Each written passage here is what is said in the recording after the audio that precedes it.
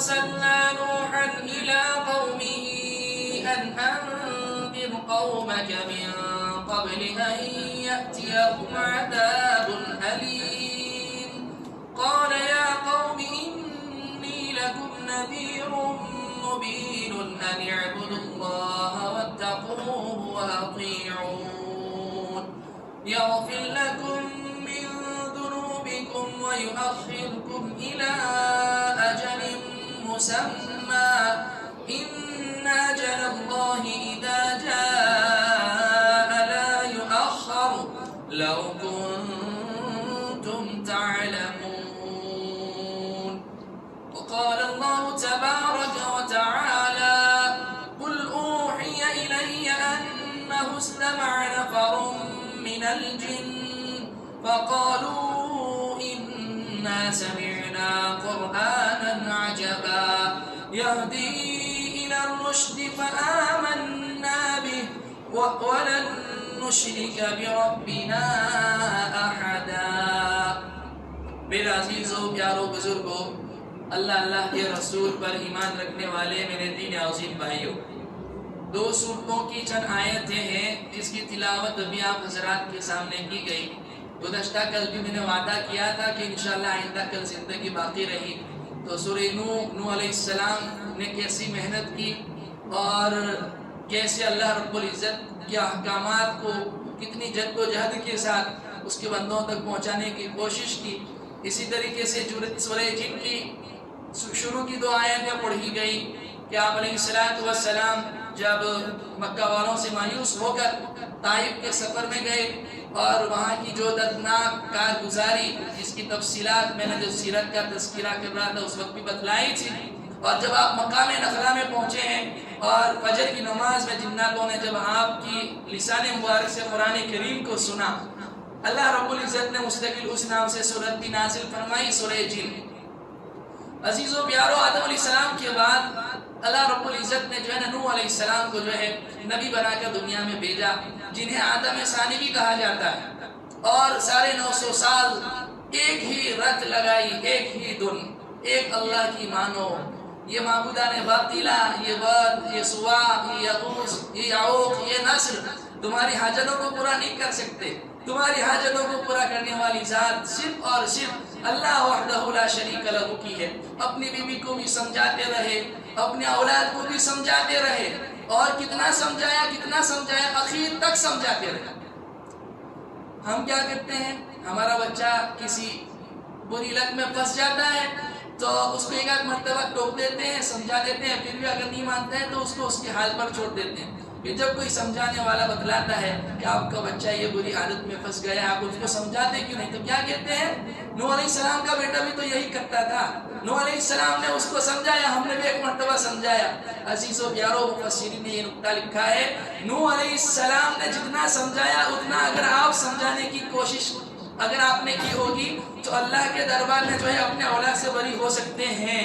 لیکن ہم تو کیا 1-2 مرتبہ بول دیتے ہیں اور پھر کیا ہے اس کو اس کے حال پر چھوڑ دیتے ہیں. نوح علیہ السلام تو جب موج اور طوفان کی کشمکش میں تھے اس وقت بھی کہا کہ بھائی کشتی میں آ جا، سوار ہو جائے، اللہ کی ذات پر ایمان لیا، میں نبی ہوں، مجھے پتا ہے کوئی نہیں بچنے والا ہے. تو اس نے کہا سآوی الی جبل یعصمنی من الماء، میں پہاڑ کی چوٹی پر چڑھ جاؤں گا، وہ مجھے پانی سے بچا لے گا، طوفان سے بچا لے گا.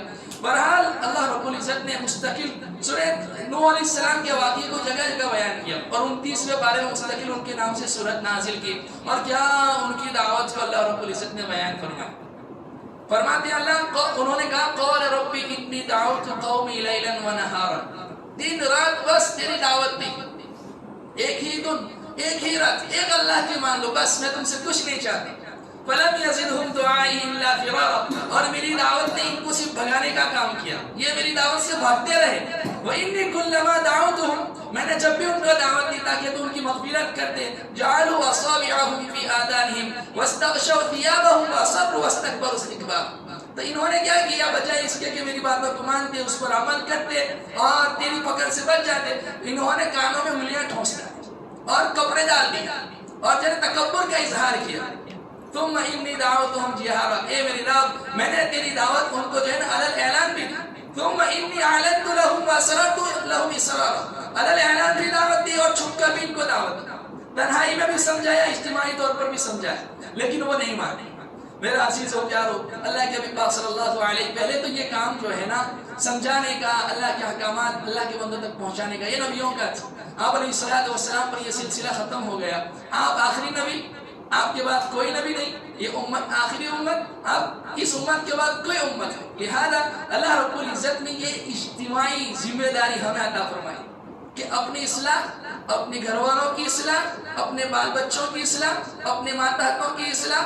28ویں پارے میں ایک آیت سورہ تحریم میں پڑھی گئی، یا ایھا الذین آمنوا قوا انفسکم واہلیکم نارا، ایمان والو اپنے آپ کو بھی اور اپنے اہل و عیال کو بھی کس سے بچاؤ؟ جہنم کی آگ سے بچاؤ۔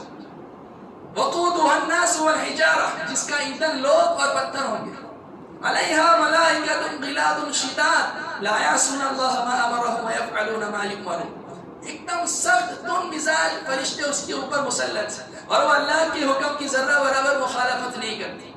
لہذا علماء فرماتے ہیں دعوت و تبلیغ کی دو قسم ہیں، ایک فرض عین کہ انسان کی اپنی ذات کی اصلاح، اپنے گھر والوں کی اصلاح، اپنے ماتحتوں کی اصلاح، اپنے بیوی بچوں کی اصلاح، یہ تو ایسے ہی فرض عین ہے جیسے نماز فرض عین ہے، اس سے چھٹکارا نہیں، کسی کو چھٹکارا نہیں۔ اور ایک ہے کہ فرض کفایہ، کہ باہر کے جو لوگ ہیں، پڑوس کے لوگ ہیں، محلے والے ہیں، ملک کے لیے فکریں کرنا، یہ فرض کفایہ ہے کہ ایک جماعت اس کے لیے بھی ہونی چاہیے۔ اللہ فرماتے ہیں کہ ایک جماعت جو ہے وَلْتَكُن مِّنكُمْ أُمَّةٌ يَدْعُونَ إِلَى الْخَيْرِ وَيَأْمُرُونَ بِالْمَعْرُوفِ وَيَنْهَوْنَ عَنِ الْمُنكَرِ، تم میں سے ایک جماعت ایسی ہونی چاہیے جو ہے نا بھلائی کی باتوں کی طرف لوگوں کو دعوت دیں، برائیوں سے لوگوں کو روکیں۔ تو میرا عزیزو، انسان کی اپنی ذات کی اصلاح، اس کی فکر کرنا، اپنے بال بچوں کی، اپنے اولاد کی فکر کرنا، یہ تو فرض عین ہے۔ اور پھر بعد میں جو ہے باہر نکل کر لوگوں کو سمجھانا، انہیں اللہ سے قریب کرنا، اور جو ہے مسجد سے انہیں کنیکٹ کرنا، اور انہیں جو ہے دین کی باتیں بتلانا۔ اگر وہ برائیوں میں مبتلا ہے، انہیں جو ہے ان برائیوں کے اوپر جو وعید علیہ السلام نے بتلائی ہے وہ بتلانا، یہ بھی پھر جو ہے نا فرض کفایہ کے درجے میں۔ ایسا نہیں ہے کہ انسان صرف اپنی نماز پڑھ لے، اپنے روزے رکھ لے، اپنی زکوٰۃ ادا کر لے، اپنے حج ادا کر لے اور بس کہ بھائی بس ہو جائے گا۔ دیکھیے اس آیت کے تحت معارف القرآن میں مفتی محمد شفیع صاحب رحمۃ اللہ علیہ نے لکھا ہے کہ کل قیامت کے دن سب سے بدترین عذاب ان ماں باپ کو ہوگا جنہوں نے اپنی اولاد کی دین کی فکر نہیں کی ہوگی۔ لقمان حکیم کا غالباً قول ہے کہ انسان سب سے بہترین میراث جو اپنے اولاد کے لیے چھوڑ کر جاتا ہے وہ اس کی دینداری، کہ اولاد کو دین دیا ہے، اولاد کو دیندار بنایا ہے۔ عمر بن عبدالعزیز رحمۃ اللہ علیہ نے کیا چھوڑا؟ کچھ بھی نہیں چھوڑا، بیوی کے گہنے بھی جمع کر دیے، بیوی کے گہنے بھی جمع کر دیے۔ وقت آیا کہ اولاد جب عید کے دن ملنے کے لیے آئی، بیٹیاں ان کی پردے کے پیچھے وہ دوپٹہ رکھا ہوا تھا، بچیاں دوپٹہ کیوں رکھا ہے؟ کہا کہ ابا جان ہمارے پاس کھانے کے لیے کچھ نہیں تھا، لہذا ہم نے جو ہے نا کچی پیاز اور روٹی کھائی ہے، اس کی بدبو آپ تک نہ آئے۔ تو کہا صبر کرو صبر کرو صبر کرو، میں تمہارے لیے حرام کو اختیار نہیں کر سکتا اور تمہارے لیے جو ہے اپنے آپ کو جہنم کے حوالے نہیں کر سکتا۔ ایک وقت آیا، دنیا نے دیکھا، عمر بن عبدالعزیز رحمۃ اللہ علیہ کے بیٹے جو ہے نا سلیمان بن عبد الملک اور دیگر عمرا، ان کے بیٹے بھیک مانگ رہے تھے اور یہ جو ہے نا درہم و دنانیر تقسیم کر رہے تھے۔ تو امتحانات تو آتے ہیں، تھوڑے وقت کے لیے ہوتے ہیں، لیکن اللہ آزماتا ہے۔ اللہ کیا کرتا ہے؟ آزماتا ہے۔ اس لیے انسان کی اپنے آپ کی فکر کرنا، اپنے اہل و عیال کی فکر کرنا یہ بھی ضروری ہے، اور اپنے دوست و احباب کی فکر کرنا، لوگوں میں جانا، چل پھر کر ان کو دین کی دعوت دینا۔ نوح علیہ السلام نے ایک ہی کام کیا، آپ علیہ السلام نے ایک ہی کام کیا۔ اس کے بعد جو ہے آپ علیہ السلام کا